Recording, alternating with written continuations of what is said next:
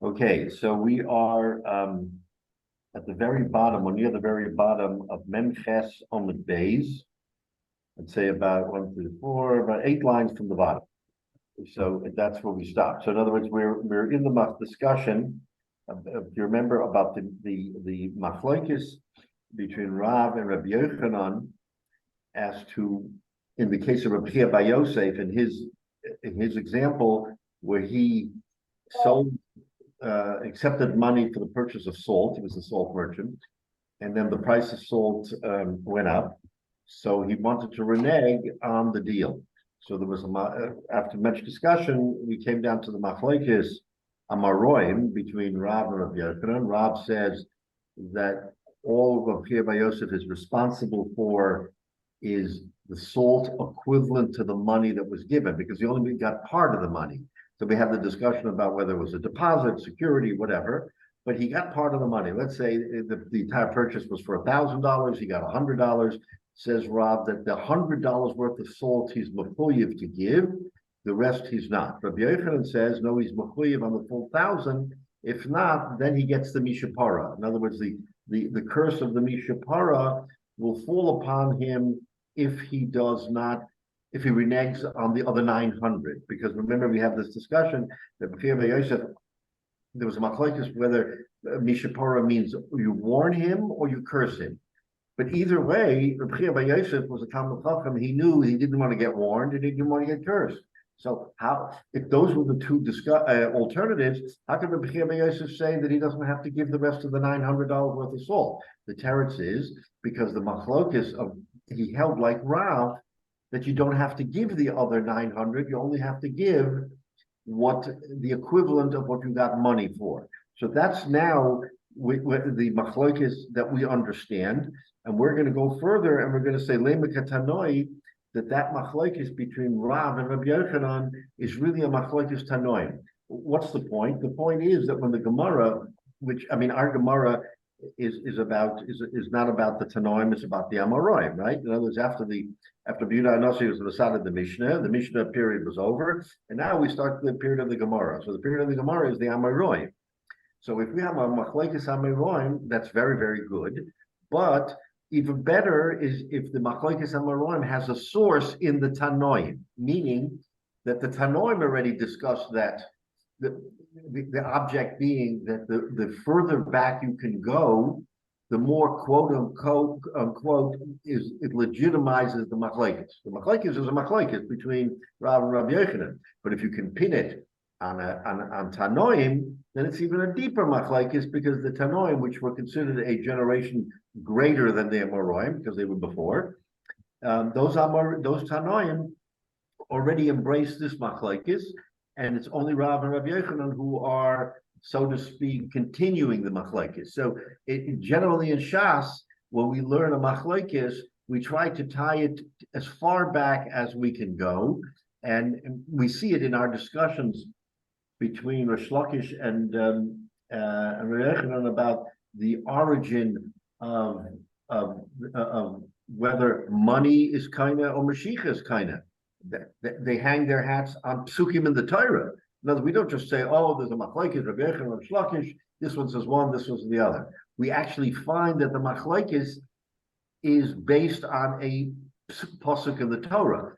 So that's our objective. How far back can we go to actually legitimize the machlokes? So anyway, the Gemara here now today we're going to say that this machlokes we've been talking about is really machlokes tanoim, and what is that machlokes? So that's what we're up to. Lemeka tanoi.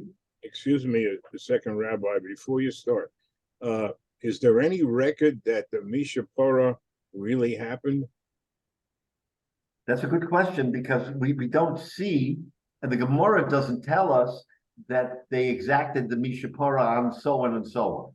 So in other words, it's a fair warning. It's the same discussion we have in the Torah about the Makoshesh Eitzim and all the others.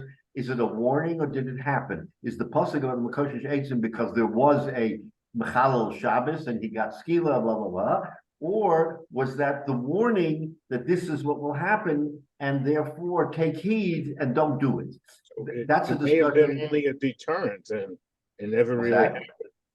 Yeah. So Yeah. the machlokas can continue because there's no data to say that it really took place. Right. So it's a what we call it's a sort of machlokes in the breach. In other words, it's a more theoretical than actual machlokes, but the theory suggests that on the ground this is the way people should act. They shouldn't do this because of that. So in other words, the old expression, it's enough to warn you, it has to happen too. In other words, it's enough to say, here's the hasra. Does it have to happen that it happened or so? No, it doesn't have to happen. The hasra should be enough. So I haven't come across where there is a mishapara, but maybe it's worth a general question. Did a mishapara ever take place? But I don't recall in Shas where there's an actual event of mishapara. Okay, so it says the Gemara, Lema Katanoi. This machlokes between Rav and Rabbi Yochanan that we've been discussing is really a machlokes tanoim. What were the facts of that machlokes tanoim? So now the Gemara is going to tell us what the facts were. Okay, al malveh chamera al mashkin. If a person loans money to his friend on a mashkin, and we have to take a step back. The Torah tells us, and I'll read the pasuk in Devarim. We all know the mitzvah of Shemitah, because every Shemitah, everybody runs around, trying to protect themselves from any outstanding loans, right? So the Maisa, we know, we're all aware of what Shemitah is. So the pasuk tells us in Parashas Re'eh, Perek Tezvav, pasuk Aleph, Mikate Sheva Shodim Tasa Shemitah. After 7 years, every 7-year cycle, you make Shemitah. V'zeh Devar Shemitah, and this is the facts about Shemitah. What is the fact? That anybody who has a loan that he's made to his friend has to sort of relinquish on the loan. And says the pasuk, he shouldn't press him. In other words, he shouldn't go and hound him, so to speak, or press him to pay the money, right?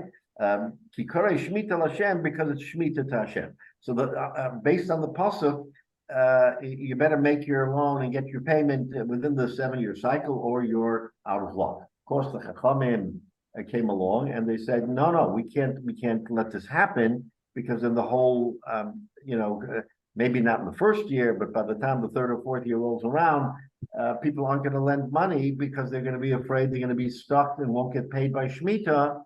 And therefore, they will be out of luck. So they won't have to. So they won't make the loan. So the Chachamim then came up with the following theory. What's the theory? If you lend money on a mashkin is what we call a security deposit. If you lend money on a security deposit, then it says if you got a repayment, but the repayment is in abeyance, because let's say you loaned him $100 and he gave you a mashkin, a security deposit worth $100, then you've actually, the money's there, you just have to wait for it to be released. Therefore, when the pasuk says don't press him for the money, you don't have to press him for the money. The money's already there. So the Chachamim made a tikkun that's the way to get around Shemitah, is to lend on a security deposit. Once you have a security deposit, you no longer have to press anybody. That security deposit can last as long as necessary to get repaid. So that's a very good thing to do. Now everybody can make loans. No one has to worry about Shemitah, and the security deposit remains the payment. So it says the Gemara, then the Shemitah year came. Now here's the discussion. You lent him $100. The mashkin is for $100. What happens if the mashkin devalued to $50? Just based on valuations, you took a mashkin, you took something, a security deposit that has a valuation, and all of a sudden the market, let's say for a bar of gold, whatever it might be, devalued. Now your mashkin is only worth $50. Query whether or not the $50 is enough to cover the loan of $100 and you don't have to be, and you don't have to violate the halacha of Shemitah. Because in theory, and we're gonna talk about the machlekes, but in theory, there's a reason to say that if I lend you $100, you give me a mashkin for $100, the mashkin is now worth 50. All I can collect from you is 50. Then the other 50 I have to press you for.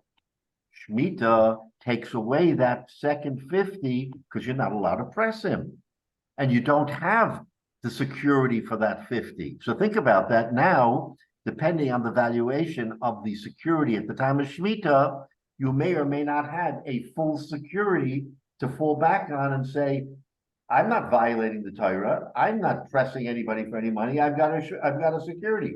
But you don't have a security. You have a half a security because the half of security already got devalued. That's the machlokes. That's what we're going to discuss now. Rabbi, can I ask you a The question? devaluation creates a problem in Shemitah. Go ahead, Michael. Does it have to be equal or greater than the loan? The Yes. security?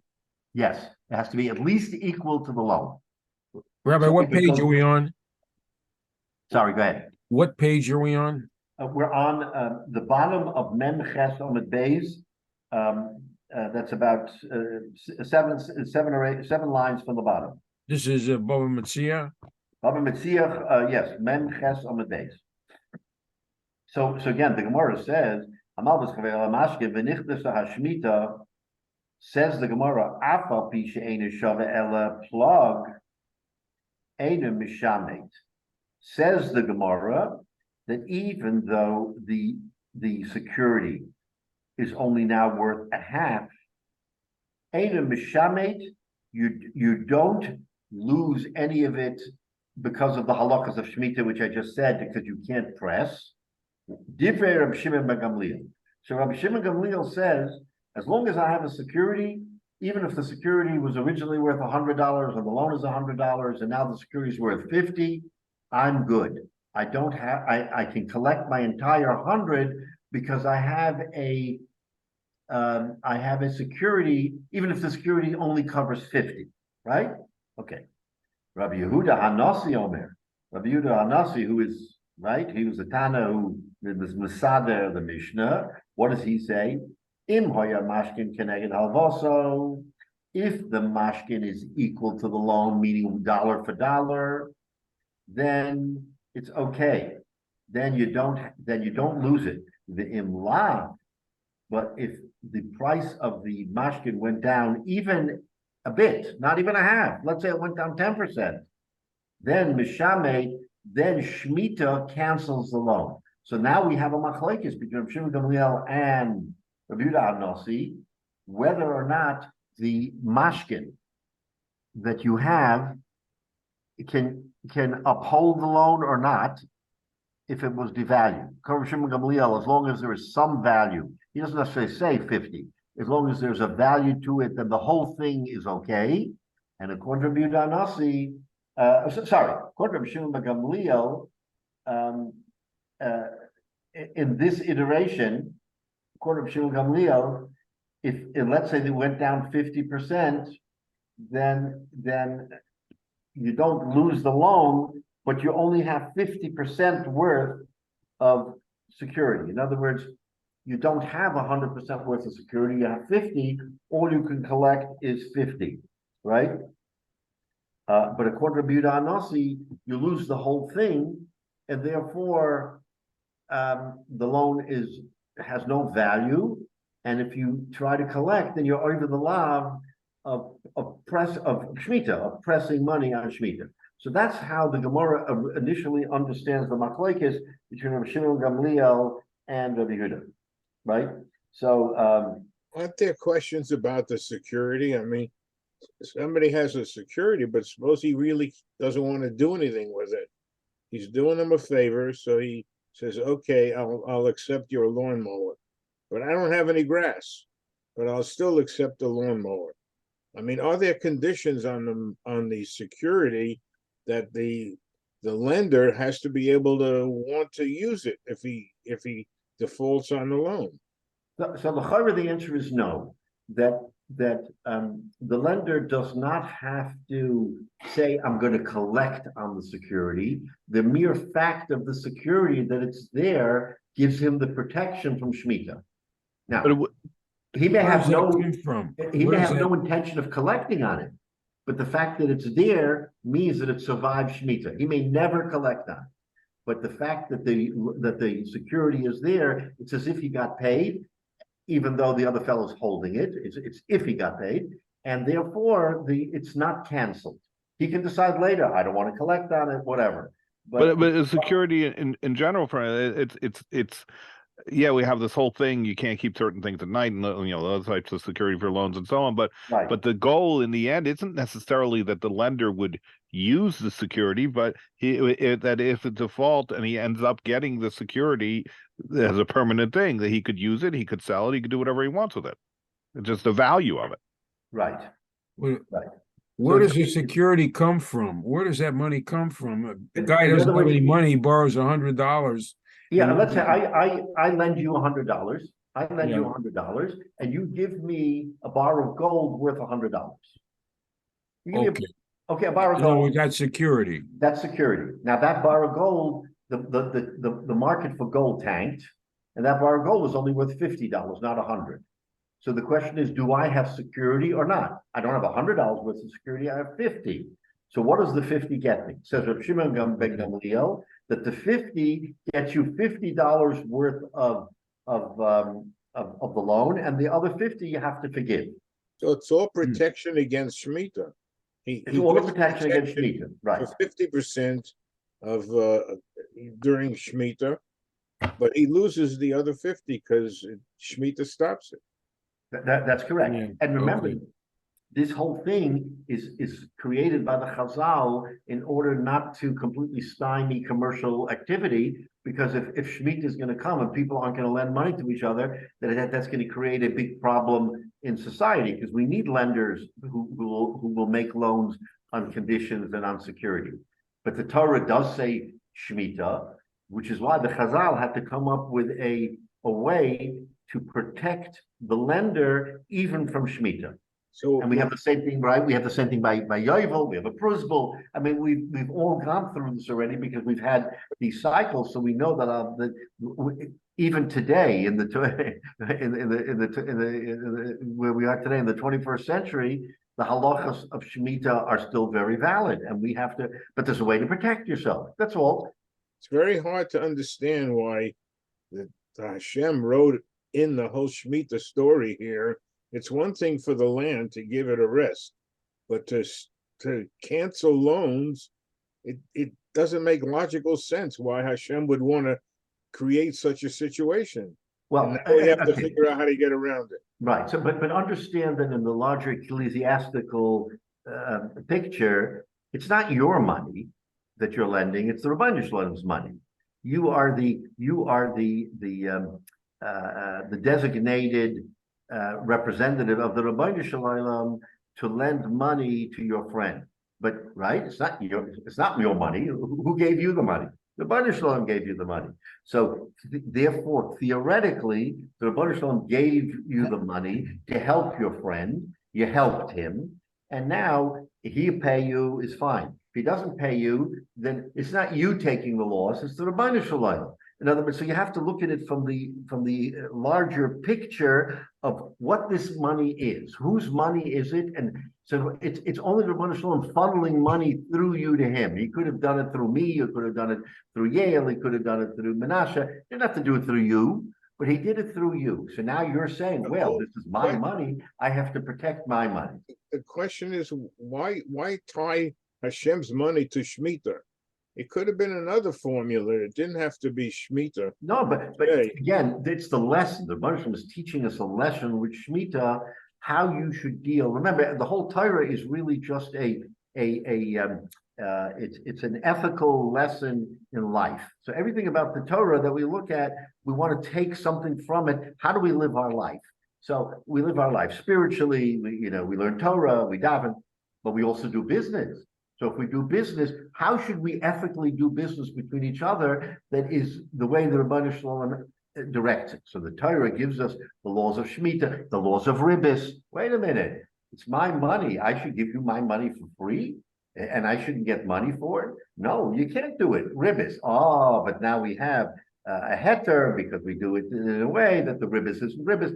Okay, this is the Chachamim who take the words of the Torah and they say, you know what? Sure, the Rabbi Shalom gave us all these wonderful mitzvahs, but we have to be able to temper them in terms of society because if I have money and I can't lend it to you on Ribbis, I'm going to lose money. It's not my money; it's the Rabbi Shalom's money. But forget about that for a minute. It's my money. So the Rabbi gave it to me, and I have to lend it to you. I'm mechuyev to lend it to you without a profit, without Ribbis.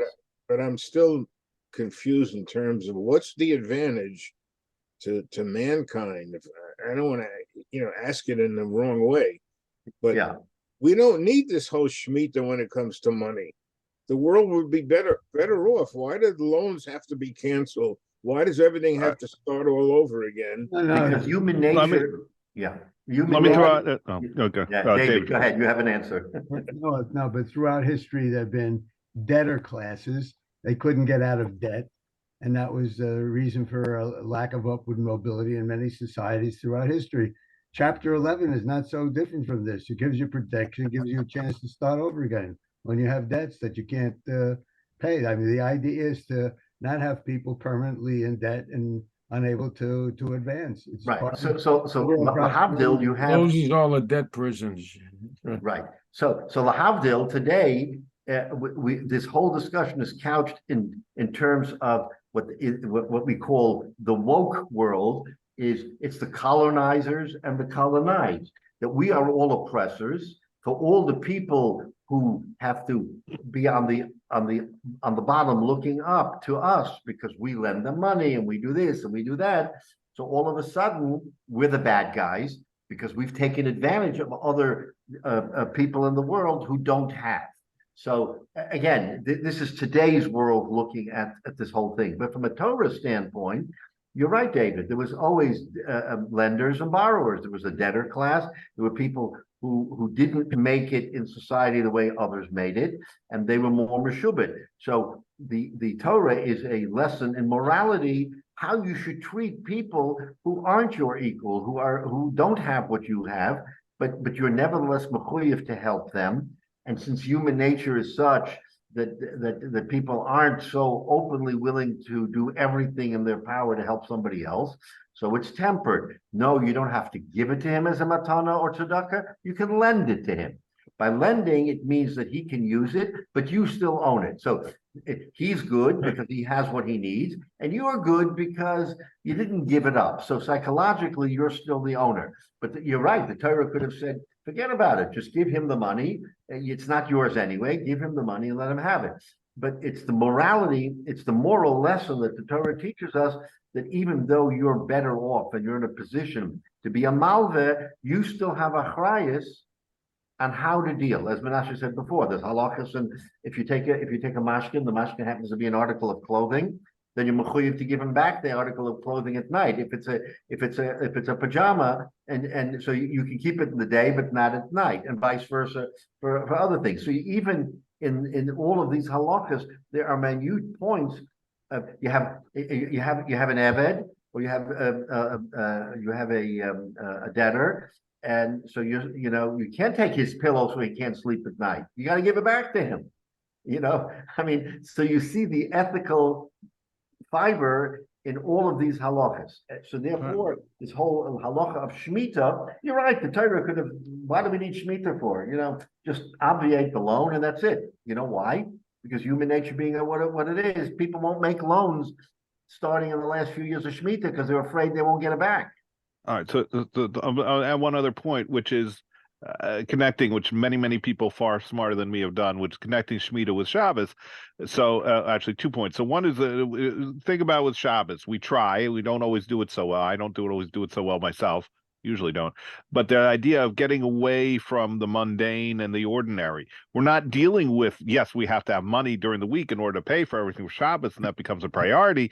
But on Shabbos itself, we're not touching the money. We're not doing any of that. And so similarly, the Shemitah is it's Shabbos for the land, but the land being our work. Now that goes back to more of being an agrarian society, but we can still see the association. And so just like we work the land in 6 years for 6 years, and the seventh year it's got to rest, so then we also in the rest of our business dealings, even if we're not the farmers, have to rest a bit, and the loans go along with it. And then the last point is that if you think about it, what were a lot of those loans? The loans, you make a loan to the farmer so that he can buy a tractor. And now along comes Shemitah. And in the Shemitah year, he's not even going to be able to use that tractor. Everything's public and people are going to go pick their own stuff and whatever.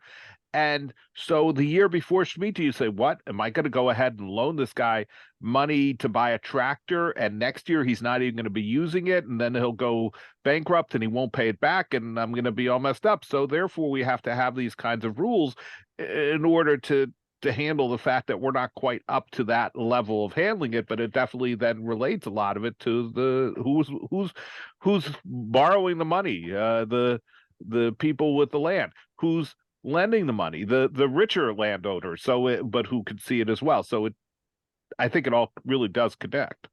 It does, and of course, because Eretz Yisrael was always an agrarian society, this hits home not for random income, but this is your parnasa. This is food on the table. This is what you need for your own life and livelihood. So it like you said, Menashe, it comes home to roost very directly. Is that if I'm not going to lend you the money to do what you need to do to harvest the food the year before, then you're not going to eat, and then it'll be a crisis. So, but in any event, so getting back to the machlokes, Rabbi, can I ask a question? So Rabbi Shimon ben Gamliel says that Shemitah does not disrupt the amount of the security that is still intact. So in other words, if 50% was depreciated, then you can still collect on 50% of the loan.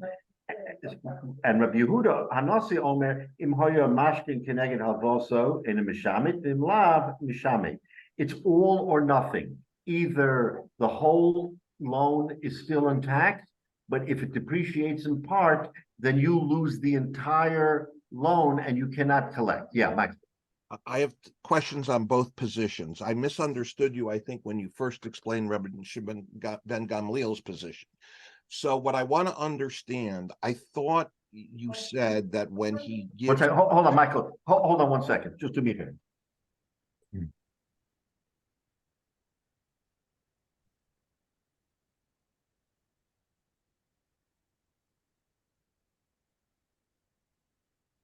I'm sorry. Go ahead, Michael. Say it again. No problem. So I have a question on each position. So Rabbi Shimon ben Gamliel, I thought you first said if he gives a security deposit and it's equal to or greater than the loan amount, he never has to worry about the loan amount. So what you're saying is not if it, I thought I heard you say, not if it dips below when it comes to at the Shemitah year, he can perfect his interest right before Shemitah, but he only gets as much as there if the borrower can't repay the loan. Is that he can only collect up to the amount of the security if it's depreciated. That's correct. Does that mean he can take the security? No, that means he doesn't have to worry about collecting it during Shemitah because it survived Shemitah. This whole discussion is so whether it survives. It continues. It doesn't end. It continues. It continues. The problem is that Shemitah would normally cut it off and it would be over. Right. That's what I was trying to understand. Yes. If it closes and he takes the security, or it continues as to Rabbi beyond Shemitah, correct. Okay. And Rabbi Yehuda Hanasi says that if there is any depreciation in the value, then the whole thing gets wiped out, and after Shemitah, he can never collect anything. So Can he, right before Shemitah, perfect his interest and say, I'm taking the security to forego a full loss? The answer is, in theory, yes. In theory, yes. That he could collect on his and probably according to Rabbi Yehuda Hanasi, that might be his only way of salvaging anything, is if he actually says, okay, I have your security, I'm taking the security. And again, the conditions of the security would have had to have been, when they got the security, that come the seventh year, I'm entitled to exercise my control over the Shemitah, over the security, then you're right. He can take it and prevent a full loss and only get a partial. But according to Rabbi Shimon ben Gamliel, he doesn't have to worry because it survives Shemitah. So I want to make one follow-up point to the point that was earlier that circles back to this. So to the point you all been making that HaKadosh Baruch Hu provides for us. So we're getting our reward maybe in this world and maybe in the next world. So it's in Shemaim. So the point is we have an obligation to the extent that it becomes forgiven because of Shemitah. It's a benefit to the borrower, but it's also a benefit to you that you're going to get the zechus of having done that. And is that part of this context that you're helping your fellow man who doesn't have it, and that's what we're supposed to be on this earth to do, and therefore that's your reward, because an honest person will repay it if they can, but if they can't, you're doing a mitzvah. That's right. That's well said. That's exactly correct. So in this example, the distinction between Rabbi Shimon Gamliel and Rabbi Yehuda Nasi is that Rabbi Shimon Gamliel can sit back and say, I'm not worried about my mashkin because my mashkin still has, it may not have 100% credit worthy, but it's 50, 60, whatever percent. And Rabbi Yehuda Nasi, you're right, at that point, he's going to panic. And he's going to say, my security deposit is going to go out the window after Shemitah. I need to do something to collect immediately, at least salvage that which I have left. Now, there's nothing to suggest that the parties can't enter into a side agreement that allows maybe the lender to get something after Shemitah. The Gemara doesn't discuss that, but in theory, al pi halacha, that wouldn't be out of bounds. It's just that given the agreement that was made, let's say in the fourth year of Shemitah, now he's in trouble. He's in trouble. Okay, so that's the machlokes. Frank, the Gemara. Now the Gemara is going to ask a kasha again. The upshot of what we're trying to do is we're trying to lemekatanoi. Somehow we want to see that the machlokes between Rav and Rabbi Yochanan that we quoted is a machlokes tanoim. That hasn't happened yet. First, we're talking about the machlokes tanoim. Then we're going to see how it relates back to Rav and Rabbi Yochanan. So, in the first instance here, Rav Shimon Gamliel says you can salvage part. Rabbi Yehuda says you can't salvage anything. Now, Frek the Gemara. My Eina Mishamet, the Kamar Rabbi Shimon Gamliel. When Rabbi Shimon Gamliel says that Shemitah does not take away the loan, what does that mean? Okay, my Eina Mishamet. Ilema Kenegdo. If you're going to say that it only takes away the amount that isn't totally wiped out. Right? In other words, that if it went down 50%, and you're going to say that you still have 50% worth of security, if that's the way you're interpreting Eina Mishamet, then Michlal, the Rabbi Yehuda Nasi Savar, since Rabbi Yehuda Nasi is much more extreme, in other words, he's much harder in this situation, then, and this is what I articulated before. So if you're going to say Rabbi Shimon Gamliel means when he says Eina Mishamet that if 50% goes down, you still have 50%, then Rabbi Yehuda HaNasi, who takes a more extreme view, will take the view that if 50% goes down, you have nothing, because it's all or nothing. Either you have 100% or you have nothing. So Rabbi Yehuda HaNasi then says, oh, it's still worth 50%, but no, that doesn't mean anything because you don't have the full security. If that's the machlokes, that it's all or nothing according to Rabbi Yehuda HaNasi, or 50-50 according to Rabbi Shimon Gamliel, if that's what it is, then Frek the Gemara Alamashkin Noket Lamali on the top of Mem Tesam Aleph. Then when the Gemara says that the malveh, the lender, is holding a security, according to Rabbi Yehuda HaNasi, what's the security worth? Supposedly, if he's holding security, it has to be worth something. But if you're going to tell me that Rabbi Yehuda HaNasi holds that when you lose part of your security, you lose the whole thing, you can't collect on anything, then what's pshat in the words, mashkin? How does he have a mashkin? What's the havamin of having a mashkin if you don't, if you can't collect anything on the mashkin? So the Gemara is asking the question, not on Rabbi Shimon Gamliel, because Rabbi Shimon Gamliel, the mashkin means you still have 50%. But according to Rabbi Yehuda Nasi, who says that once the security value goes down, it's all or nothing, you have no security left, then what does it mean when the Gemara says that you take a mashkin, you take a security interest? What security interest? If it goes down even 10%, you get nothing. So how do we understand the word mashkin? That's the Gemara's kasha. So let's look at Rashi. Rashi here says on the bottom of Men Chesed and Amadeus, Hamal v'la mashkin af shvius mishametes. The lo karina be lo yugesh shahareina tovo klum. Then, in other words, shvius does not take it away, because we're not saying that he has a full loss. He still can collect. Elapolig chatzi hachov. Let's say it went down 50%. Eina mishamit lekamen mafarish law. Okay. Ilema de eina mishamit keneged chatzi hachov shehu tofes mashkin alav. And a mishamet of a mishamet hiyashar. So according to Rabbi Shimon Gamliel, if you lose 50%, you still can collect on 50%. Therefore, you don't have to press him because you have 50% to collect. Michlal the Rabbi Yehuda Hanasi, last line. Also a namer. Then it would come out that Rabbi Yehuda Hanasi tells us the kiven the eina mashkano keneged halvoso mishamet alachov. Bitmia? Are you going to tell me that what it means is that since he can't collect part of his chov, that he loses his entire chov? Question mark. Is that really what Rabbi Yehuda Hanasi means? Right?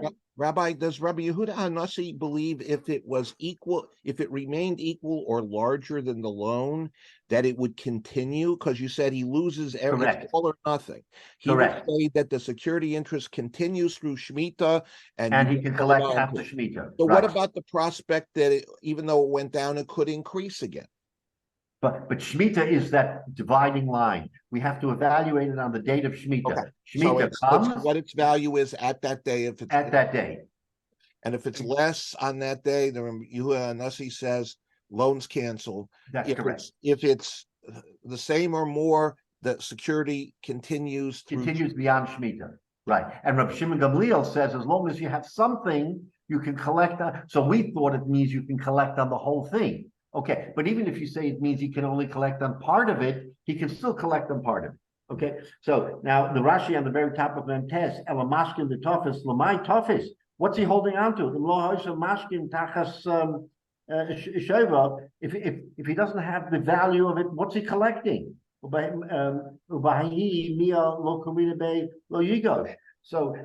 that's the Gemara's kasha. Gemara's kasha is, according to Rabbi Yehuda Hanasi, you can't collect.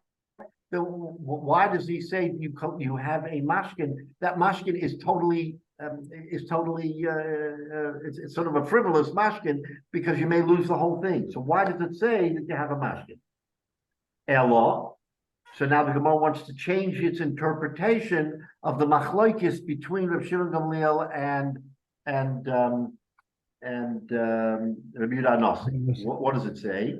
Elo lav shmamina.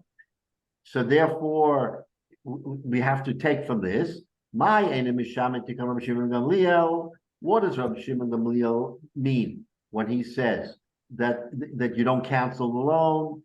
Enem mishamet bekulo. No, the loan is totally intact. If it goes down 50%, it doesn't matter. You still have a full security to collect, and Shemitah doesn't wipe out not even a nickel from the security. That's what that would be the interpretation. That according to Rabbi Shimon Gamliel, it does not cancel at all Shemitah. And what does Rabbi Yehuda Hanasi mean when he says that the loan is canceled? Because he says it's canceled.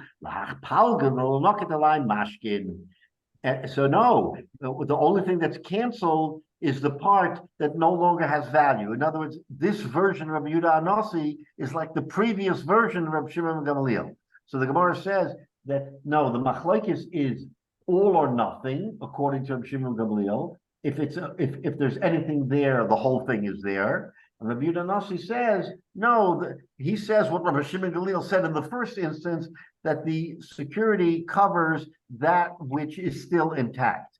So in other words, the Gemara is backing into this by saying that has to be the machlokes, because otherwise, according to Rabbi Yehuda Nasi, what's the point of a mashkin? The mashkin just fritters away. So no, the answer is that even according to Rabbi Yehuda Nasi, there always is a mashkin. The teretz is that if it devalues 50 or 40 or 60%, that's the amount it devalues, but the rest is still intact. And according to Rabbi Shimon Gamliel, you never, once you have a little bit of security, you have 100% security. So if it goes down 30 or 40 or 50%, according to Rabbi Shimon Gamliel, in this view, you still have 100% coverage. And when Shemitah passes, you can go and collect the entire thing. And according to Rabbi Yehuda Nasi, you can only collect that which it was not devalued during Shemitah. That's what the Gemara's view is right now. In other words, the Gemara is saying, okay, that's how we have to look at it, right? Says the Gemara, well, behind me, kamiflaga. And this is the machlokes between Shimon Gamliel and Rabbi Yehuda Nasi. Shimon Gamliel savar keneged kulo hu koner, that security is worth 100%, even if it's worth only 10%, which is what we just said. Even if it goes down substantially, as long as there's something left, then you lose nothing. The whole thing is still intact. And Rabbi Yehuda Nasi says, no, that kenegdo hu koner, that it's only dollar for dollar. If the security is now worth 50%, then that's what you can collect. Now that we say this, now we can compare this to the machlokes of Rav and Rabbi Yochanan. Remember, the objective is to find Tanoim who argue or who take the position of Rav and Rabbi Yochanan. Rav says, remember in the case of Rabbi Hyatt that you're covered dollar for dollar for what you already got, and the other amount you don't get a mishapara. And Rabbi Yochanan says once you're in for a dime, you're in for a dollar. Meaning once you got some money for the salt, then it's as if you're meshubit for the whole money for the salt, and you can't renege on the price. Now we can draw an inference from this machlokes tanoim. What would be? Let's think about it. What is the inference? According to Rav, so Rav says that if you paid $100, you get $100 worth of salt, and you don't have to worry about the other part of it. So who would he hold like? L'chayra, right? Who would he hold like? That if you get only part of it, that would be like Rabbi Yehuda. Because according to Rabbi Yehuda Hanasi, in this view, if you have a devaluation of 50%, you still have 50%. In other words, there is a dollar for dollar component that if you have 50% valuation, you still have a mashkin for 50%. That's more or less what Rav is saying. Rav is saying, I mean, it's not the same. One is a loan and one is a purchase. But if you want to make a parallel, then you can draw a parallel between Rav and Rabbi Yehuda Nasi. That Rabbi Yehuda Nasi's view that you still have 50% of your valuation to protect is somewhat like what Rav is saying, that if I pay $100, I get $100, but not the other 90%. And Rabbi Yochanan, who says, no, once you pay something, you can't renege on the price at all because it's as if you did the whole thing. That was more or less, that would be more likely to be like Rabbi Shimon ben Gamliel, who says that as long as you have some chelik of valuation in the security deposit, it's as if you have the whole thing, right? So it's not identical. We're not saying that this is an identical discussion, but the Gemara wants to say that inherent in the machlokes of Rabbi Shimon Gamliel and Rabbi Yehuda Nasi is this idea that you either can control part of it or you can't control part of it. And that's the machlokes between Rav and Rabbi Yochanan. Either you can control part of it or you can't control part of it. Of course, one is a loan and one is a purchase. Okay, is that clear? In other words, it's not on all fours. We're not saying that these are identical positions, but we're saying that l'chora, from the view of Rav, we can extrapolate like Shimon ben Gamliel, like Rabbi Yehuda Nasi, and from the view of Rabbi Yochanan, we can extrapolate like Rabbi Shimon ben Gamliel. In other words, it's not all fours, but it's similar. That's what the Gemara wants to say. Let's say the machlokes of Rav and Rabbi Yochanan is somewhat similar to the machlokes of Rabbi Yehuda Nasi and Rabbi Shimon ben Gamliel. Okay, so that's where the Gemara wants to show its proof, but it's not going to work. We'll see if it's not going to work, but that's what the Gemara wants to try to do. So let's look at Rashi.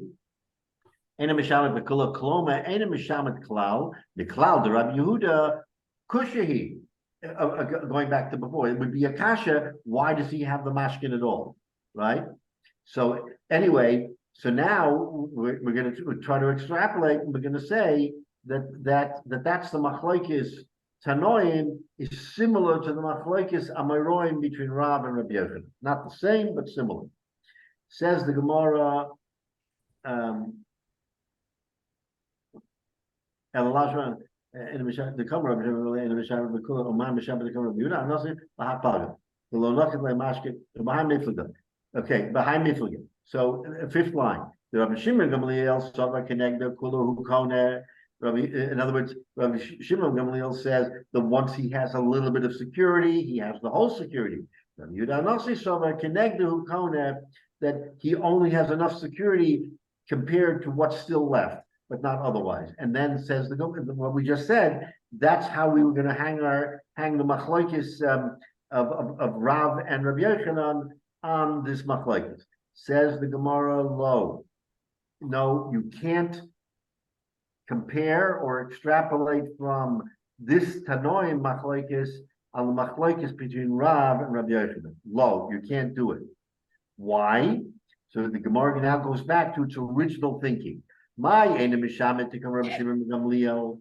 When Rabbi Shimon Gamliel says Eina Mishamet, that Shemitah does not cancel it, Lahach Palga the Noctale Mashkin. No, it means not 100%. It means only on the part of the security of the mashkin that still is intact. So in other words, you can't say in Rabbi Shimon Gamliel that if he loses 50% of the mashkin, he still has 100% security. You can't say that.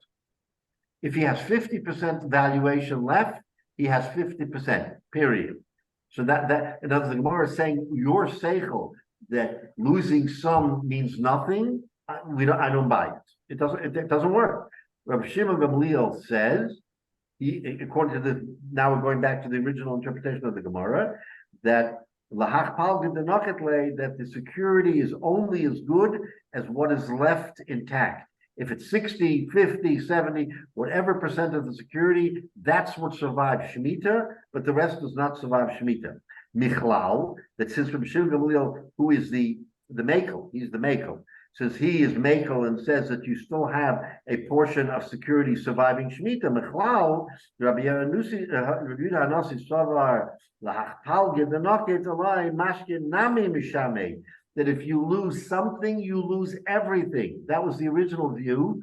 And if you're going to say that Rabbi Yehuda Nasi takes a more restrictive position than Rabbi Shimon Gamliel, then he has to be all the way on the other side. And he has to say, if you lose even 10% of your security, you've lost everything because it's all or nothing.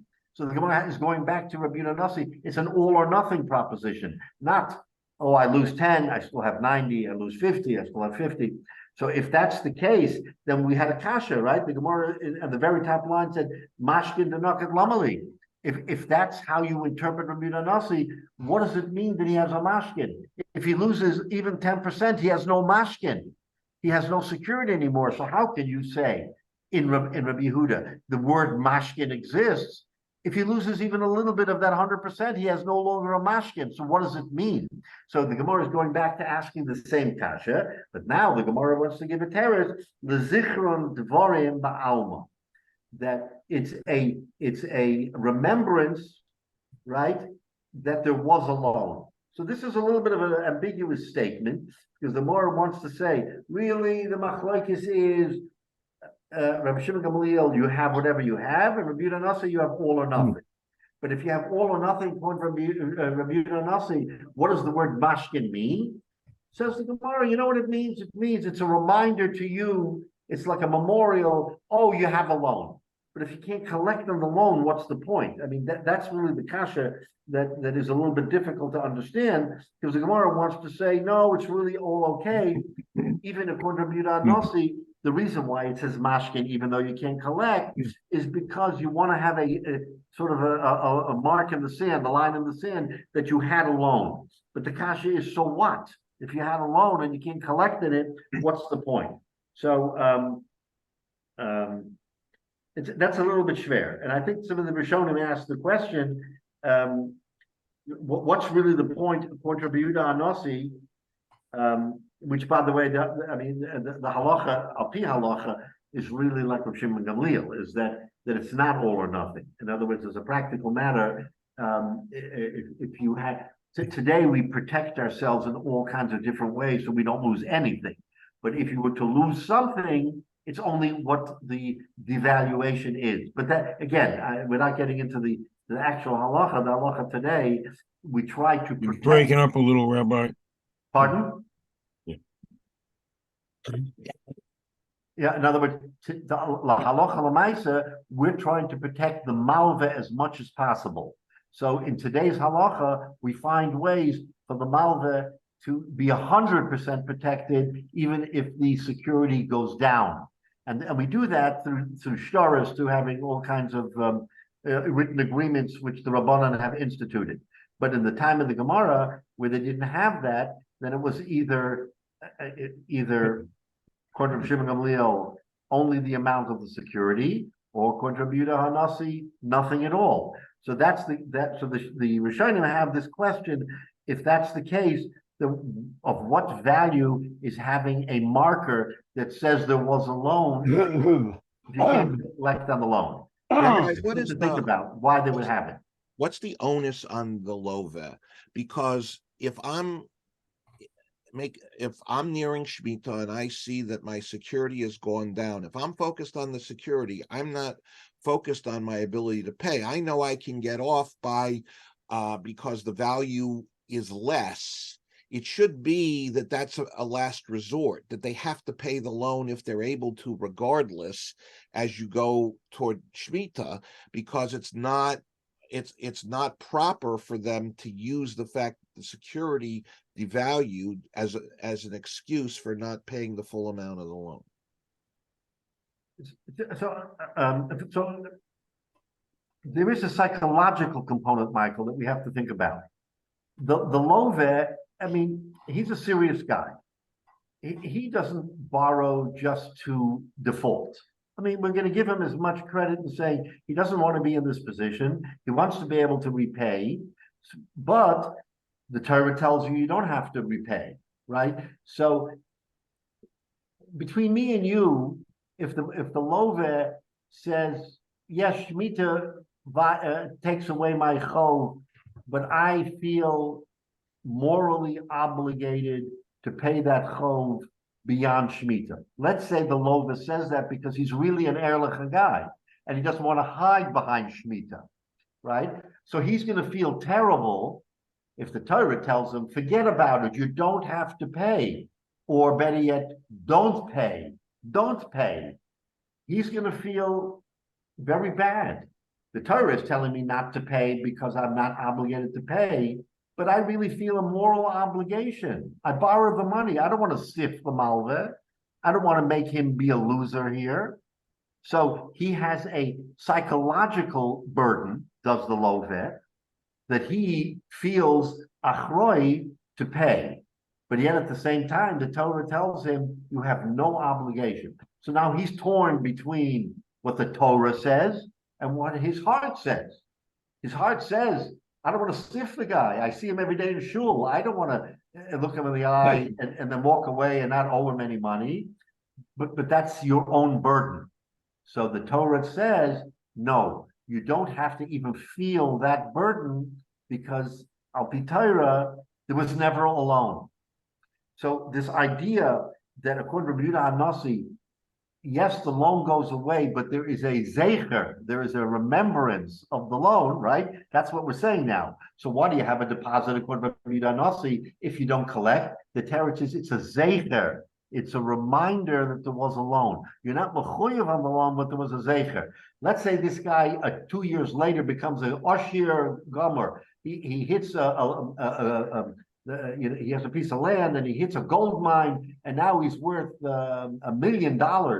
And he's going to say, you know what? Reuven lent me money a few years ago, and I don't owe him al pi Torah, but I have a zecher. I have it in my heart that I borrowed, and the Torah told me you don't have to pay. So you know what? That zecher still remains, and the Torah doesn't bar you from paying him back. Torah doesn't say if the Shemitah came and went, and you don't have to pay him, that if I pay him, I'm violating an Isser. I'm not over an Isser after Shemitah if I wind up paying back a loan before. That's not an Isser in the Torah. It just means I don't have to do it. So this Zecher is a lingering reminder that you once had a loan, right? I had a situation many years ago where I lent money to somebody and they couldn't pay me back. They absolutely couldn't pay me back. And it was a non-Jew, and of course there's no Shemitah, there's nothing. And this non-Jew was a religious Christian, and said to me, "I can't pay you back, but I'm forever indebted to you. And if I ever have the money, I will come to you. You don't have to come to me." Well, needless to say, it's already 20 years and I haven't heard, so I don't have any great hopes that I'm going to get paid. The fact of the matter remains is that person felt enough achroi. This is a real story. That person felt enough achroi. Again, no halacha here to goy, but that, you know what? I'm not going to forget. Maybe they forgot, maybe they didn't forget. It's irrelevant. But the fact of the matter remains is that if someone has it on their heart or in their mind, I owe somebody money. I may never be able to pay it, but I never want to forget that I owe. Lahavdil. That's what is happening in this Gemara, is that Rabbi Hyatt says that it's not improper to say that there was a mashkin, even though Shemitah wipes out the mashkin 100%, because somewhere, somehow, maybe in the book of deeds that the Rebbeinu Shalom has, there will be a zeicher to this loan, right? And you never know. You never know when someone may say, I have no achrayas, the Torah already told me I owe nothing, but I feel a personal moral achrayas and I'm going to repay it. Halavai, that's what happens among Jews. We don't know that it does, but there are people. Wouldn't that be lifnei b'shuras hadin? That would be lifnei b'shuras hadin, absolutely. Because remember, the Torah says you don't have to do it. So you're going to say to me, if the Torah says you don't have to do it, why should you even have that? The Torah says that's pshat that we have built in lifnei b'shuras hadin. It's absolutely not required. But if you're a real tzaddik and you go beyond the measure, because the Torah told me I owe nothing, but I in my heart feel I owe you something, you'll pay me. You'll pay me the part of it, maybe a little bit, maybe a little at a time. But that's why we have this ehrlichkeit of lifnei b'shuras hadin, that people go beyond the measure of the law. But I just wanted to point out what it means here for Rabbi Hanasi, that it's not a stira, according to this view, it's not a stira that he has, that it says a mashkin, even though there's no mashkin at all, because it's 100% canceled out. So that's how we have to understand the Gemara, is that there's no halachic responsibility, but it's out there in the netherworld, and if it ever comes to pass, and you have the ability, no one is going to even mourn you. No one's going to come to you, oh, you're a millionaire now. Remember when I lent you money and Shemitah canceled it out? You can't even say that to him. You can't go to the guy and say, you're such a wealthy guy, remember? No, Shemitah wiped it out, but it wiped it out halachically, but not ethically, let's say. Ethically, morally, if you feel any kind of achrayas, then you get good marks for paying back something that you are now no longer halachically required. You do get good marks, and I think that's what this Gemara is ultimately trying to tell us. Okay, so in other words, we're back to where we were before. We tried saying that there was a machlokes tanoim, and we proved it from the machlokes between Rabbi Shimon Gamliel and Rabbi Yehuda Nasi, and the Gemara says, no, you can't compare it because, remember, now we're back to our original theory that it's all or nothing according to Rabbi Yehuda Nasi, and it's only 50% according to Rabbi Shimon Gamliel. That doesn't equate to the machlokes between Rav and Rabbi Yochanan. The other alternative equated, where Rav said, where Rabbi Shimon Gamliel said that even if it devalued, I still get 100%. That equated like Rabbi Yehuda Nasi, and the other flip side of it also equated between Rabbi Yochanan and Rabbi Shimon Gamliel. But in our version now, it does not equate. So we have no raya from the Tanoim at this point, no raya from the Tanoim of the machlokes between the okay. So the next piece of Gemara is going to try to take another stab at showing a machlokes that might approximate the machlokes between Rav and Rabbi Yochanan. And the Gemara is going to tell us about Rav Kana. So I think we'll pick that up next week, that we're going to see another comparison that the Gemara is going to try to show a connection between an incident that happened before and the machlokes between Rav and Rabbi Yochanan. And again, the whole purpose of that, as I said at the very outset, is that wherever you can find a source for a machlokes of the Gemara that predates the Gemara, that's part of the thinking of the Gemara when we exercise our thinking here, is that it didn't just happen with the Amoraim, it actually happened before, maybe in a different version, because we said very clearly that it's not on all fours. The machlokes Rav and Rabbi Yochanan is not the same as Rabbi Shimon Gamliel and Rabbi Yehuda Nasi, but it approximates it.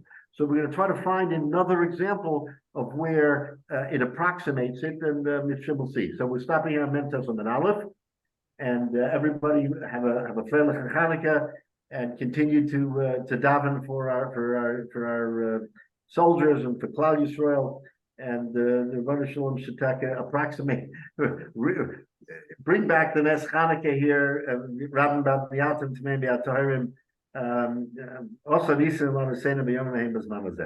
They'll have more days for Nisan. Hanukkah's not over.